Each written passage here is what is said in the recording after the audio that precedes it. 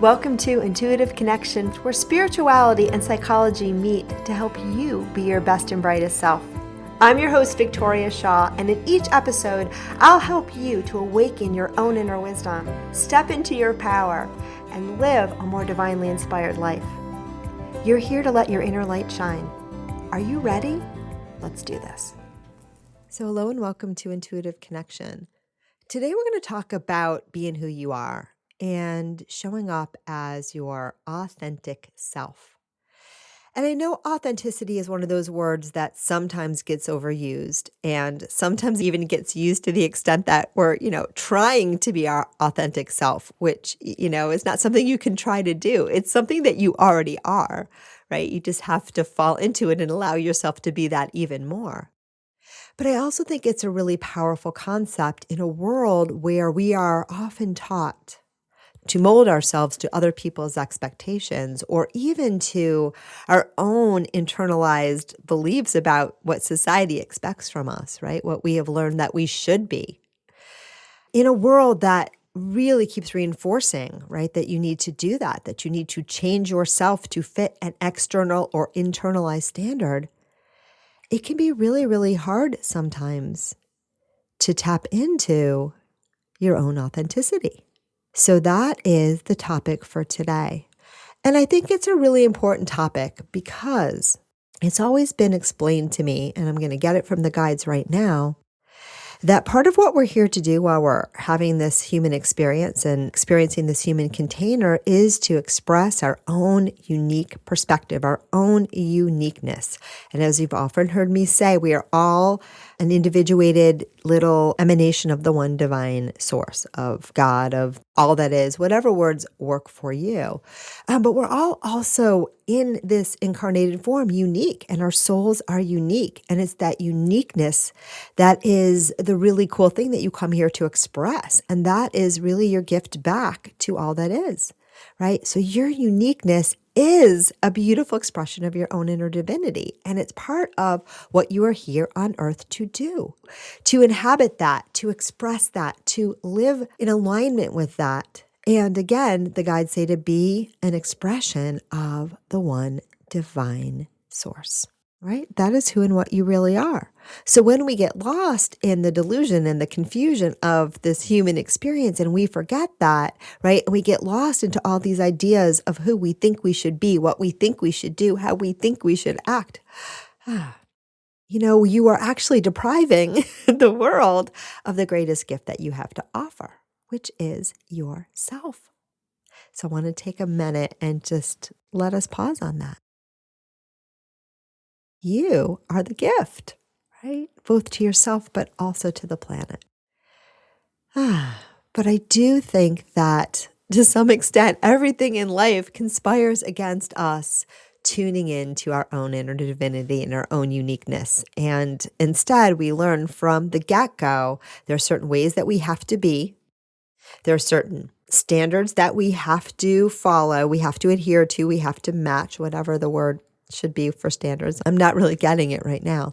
But anyway, we have to match ourselves to these external standards. And in so doing, we lose touch with our own selves, our inner selves. We lose touch with what truly brings us joy. We lose touch with our uniqueness and the things that make us special and different. We learn that we have to be a certain way or we're not valuable. We're not worthy. We're not good enough. We're not lovable. And of course, friends, you've heard me say this again and again. All of those things were given to you at birth, right? You are beautiful. You are lovable. You are amazing. And the journey on earth isn't chasing those things. It's allowing them to come through, right? It's allowing yourself to revel in your own beauty, your own intelligence, your own amazingness, your own worthiness, your own lovability, and to share that by being who you are and sharing who you truly are with the world. Sound good? Yeah, it sounds good to me too. And I promise you, the more that you do that, the more you embrace your uniqueness, the more the world will cheer. Sometimes it takes a while because we have some beliefs that say, it's not safe. But once you get through that and you really are who you are, and you really have more confidence in being that and following that, in being true to yourself, right? Your true, highest, deepest, truest self. Once you start to do that, man, the sky's the limit, and you'll start to attract in all the things in your life that will jibe with who you really are. And again, you will also have that amazing experience of sharing your gifts with the world, which again, it's what you're here to do. So I want to share a little bit about what motivated this topic. And this is a topic that I love to talk about. But what motivated it this time is that I am hiring a new personal assistant. And the person who's been helping me out with the podcast is moving on, which makes me really sad, but also really happy because it was a moment where I think the two of us realized that she's not happy doing things the way that I do them anymore and is ready to move on. And I think, those are those authentic moments where we can say, this is what I need for me. And when it doesn't work for one person, it doesn't work for anyone. And again, so a lot of times honoring yourself is knowing deeply what is true, what is going to serve you right now, and also allowing that when we honor those inner inclinations, when we listen to ourselves, when we value ourselves, we understand that it's also going to be what's best for the other person, right? Because who wants someone working for you that isn't happy, right? That isn't feeling it, right? That's not a good vibe. So anyhow, still sad though, because she's been amazing and such a blessing.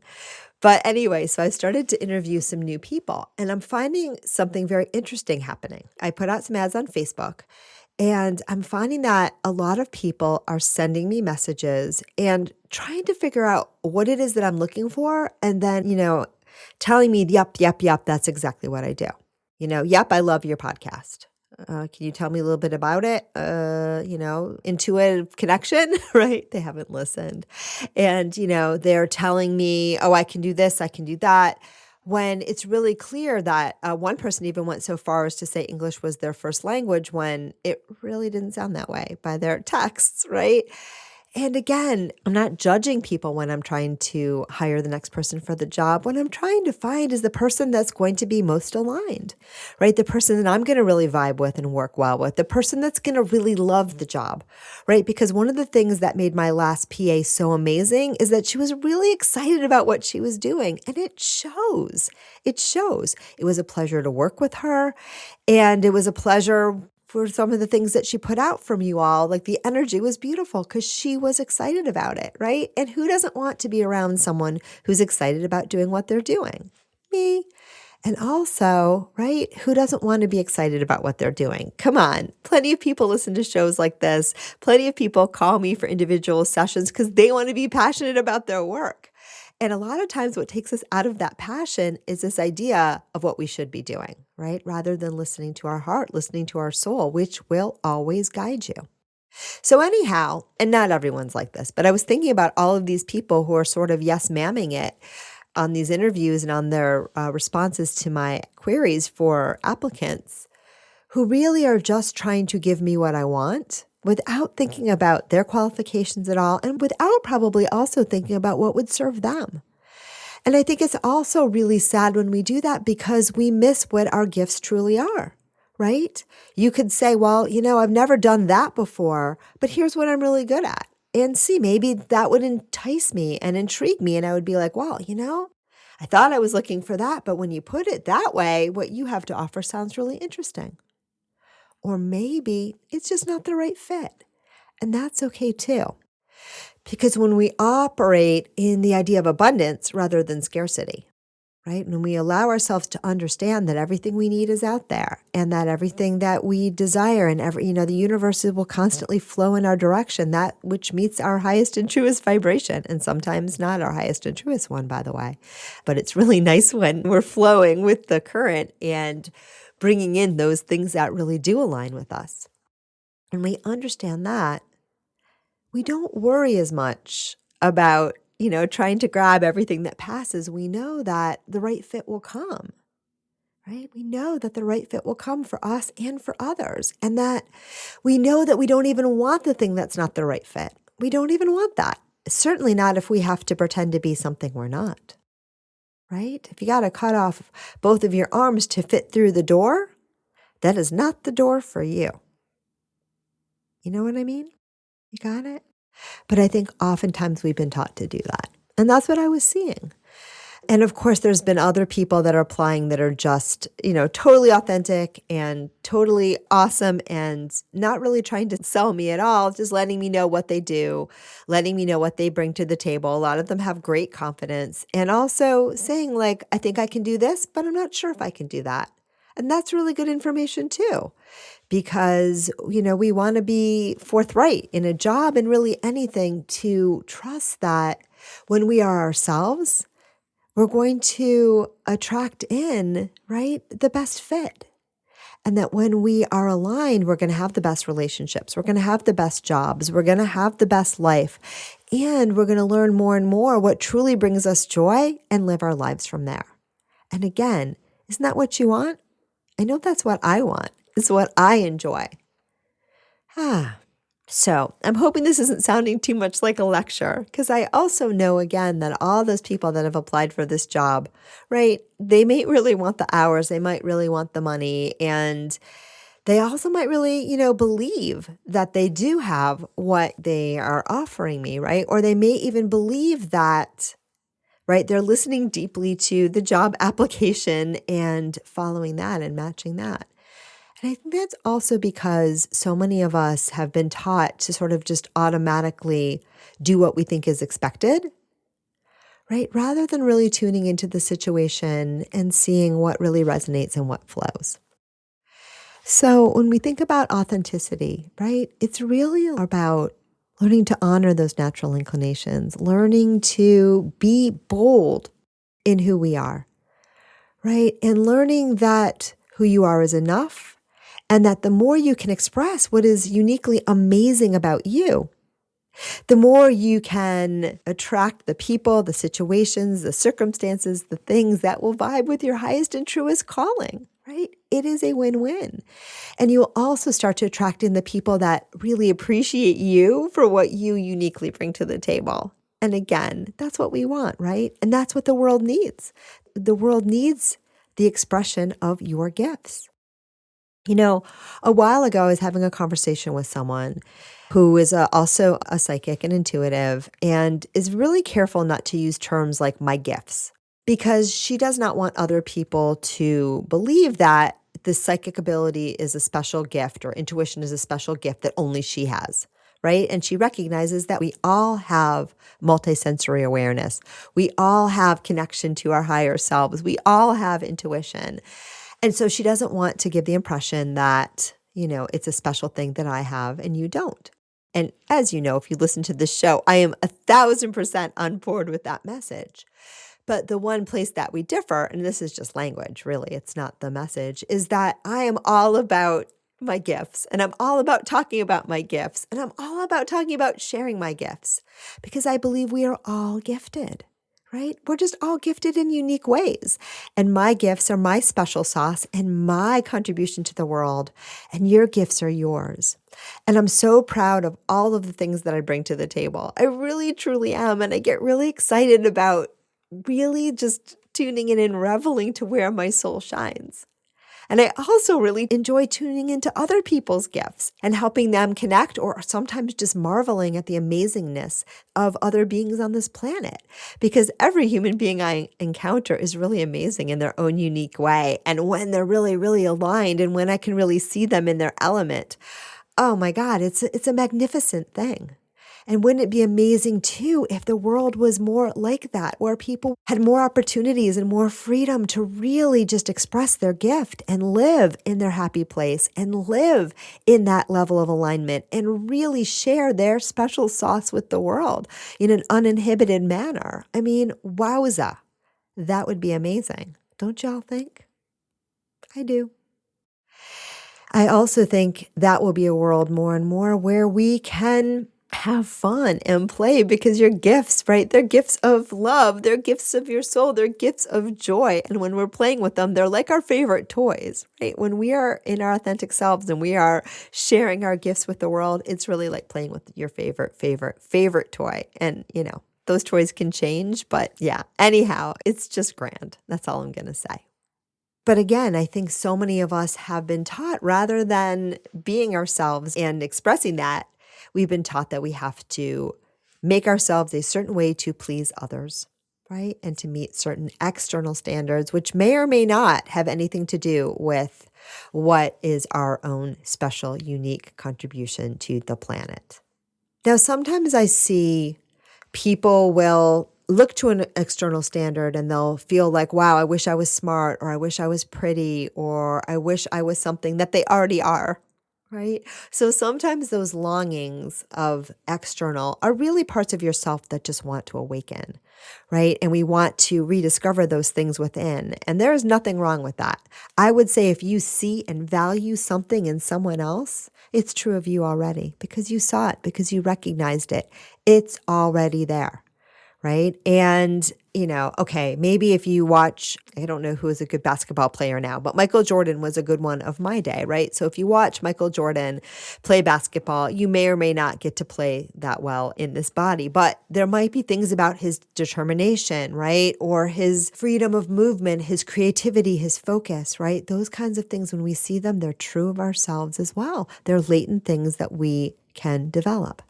And the guides say it's actually very rare that human beings covet gifts that they can't truly express within themselves. And that most people watch someone like Michael Jordan because they are just amazed by his abilities and his ability to express his physical prowess, his physical gifts here on this planet. And very few people say, I got to be able to do that too. So that's good. And that takes some of the weight off of that example.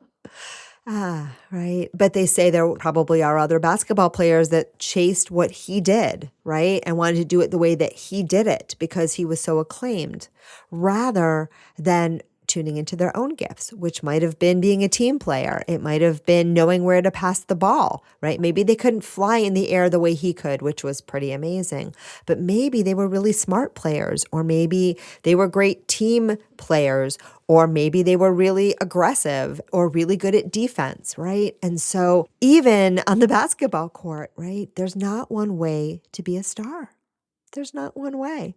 There's a million ways. And probably the guides say what made Michael Jordan so great was that he learned early on how to be himself and how to tune into his soul's gifts. The other thing they remind me too, and this brings us to that topic of comparison, is that when you're comparing yourself to someone else, it's always apples to oranges. And we don't know what another soul's plan is when they came to this body. We don't even always know what our own was. And so the more we can revel in being the best at who we are, according to our own internal metric, meaning living in alignment and asking again and again, setting that intention to live in alignment with our soul and to express and to do what our soul is here to do to the best of our ability, right? That is actually, again, a level of authenticity. It's really aligning with being the best of who you really are. And again, we may live in a world that says Michael Jordan is way more important than a really good shoe shiner. But maybe, someone can take great joy in shining shoes. It's only the world that tells us that certain things are more valuable than others. And again, this takes us out of our own authenticity. Got it? I was thinking too about sometimes in relationships, because this is another place where this happens, right? Where you feel that and you've been taught that I need to be a certain way to be likable. I need to be cool and strong and rich for the girls to like me, or I have to be skinny and, ditzy. I hope those days are over, but, that conditioning is still out there for some women, in order to be attractive to men. I see this all the time. I have a very hearty appetite. I am a big eater, right? But when I go to France, that is a little frowned upon, right? Being really, really hungry and eating a lot, it's not ladylike, right? So fortunately, my husband, who is French, does not have a problem with it. But the point is, right, we learn these little things and we learn these little cultural standards, and we learn that in order to make ourselves desirable to someone else, we have to not be who we are. And again, if you have to cut your arms off to fit through the door, is that really the right door for you? I would say probably not. But I think some of us too might really get stuck because there's so much conditioning about who you're supposed to be. A lot of people lose touch with who we really are, right? We lose touch with those natural inclinations. We lose touch with our gifts. We might even think sometimes some people have been taught that their gifts are liabilities, like really creative people who are little, I don't know anyone like that who just kind of like, ramble and talk with no filter, right? That's a really good one. I'm going to use a personal example, right? I don't always have a filter. I'm getting better, but I tend to be a little stream of consciousness, right? But that's how I do these podcasts, and that's how I do my sessions, and that's how my guidance speaks through me. So I have learned how to be super organized, believe it or not, in my presentations if I need to be. I have a PhD in psychology. I gave talks at Princeton University, PowerPoints as part of my master's program. I've taught on the graduate level. So I do actually know how to organize information. I'm actually pretty good at it. But, right, when I do these talks, I just let her rip. I let her flow. And that to me is the best way for me to get out of the way and let my intuition work. And that's how I do my sessions and my classes as well. I might have an idea before about what I want to talk about. And sometimes I even have an outline. It sort of depends on what I'm given by the guides and what feels right. But I do have this ability to get out of the way in the moment and just let whatever wants to come through, come through.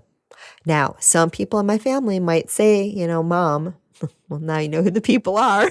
You need to get a filter. And they may be right. But the point is that sometimes even the things that we've been taught our whole lives are wrong when we use them in the best way and when we align with them are actually very, very, very valuable and very, very right.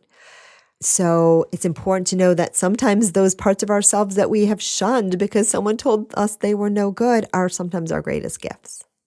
Other times we just don't really recognize, right, the beautifulness that we bring to the earth because we have been spending so much time molding ourselves into a shape that doesn't really fit.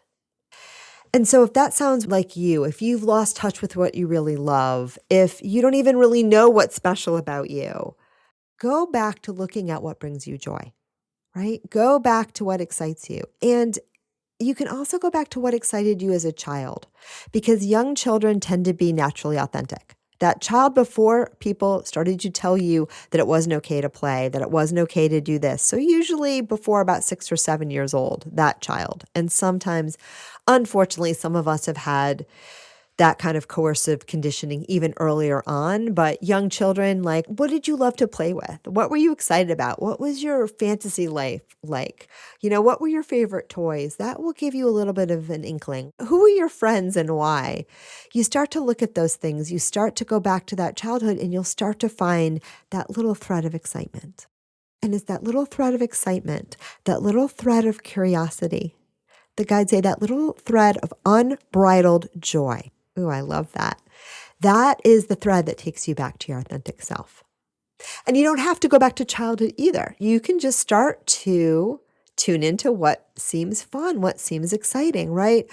Get one of those continuing ed books and just start to look through and circle the things that sound fun, right? That's one way to discover what it really excites you. Notice, what do people say that they like about me? That's another one to really discover your authentic self. And again, sometimes people like things about us that we would rather not be, right? If someone says, I like that you always say yes.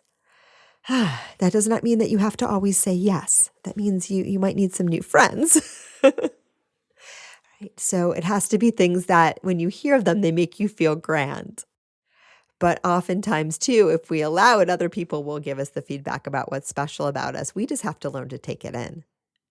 And then the other way that I really like to discover, my special qualities or help people discover their special qualities is start to think about the people that you really look up to and not who you've been taught to look up to. Because sometimes we've been taught that certain people are, not your parents' idols or religious figures that you've been taught that you have to follow. But people that authentically speak to you, who really excites you. It could be a celebrity. It could be a famous person. It could be someone in your life that you've just always thought was amazing. It could be a dear friend. But who do you really admire? And then you write down, what are the qualities about that person that I really admire? And you kind of free flow this. This is an intuitive kind of feeling into it kind of exercise. It's what comes to you. It's not a mind exercise at all. And you start to flow into what are those qualities. So I'll give you an example. I was always really moved by Paul Newman. the actor. In fact, I may or may not have chosen my town in Connecticut based on the fact that he lived there. I don't know. Not a stalker at all. Just thought it was cool that he lived in Westport, and that's what got it on the radar. True story. And I did get to see him a couple times, and he was amazing. What did I like about Paul Newman, other than the blue eyes? I loved about Paul Newman was that, he was a very successful actor, but he seemed really humble. He just had this sense of humility about him.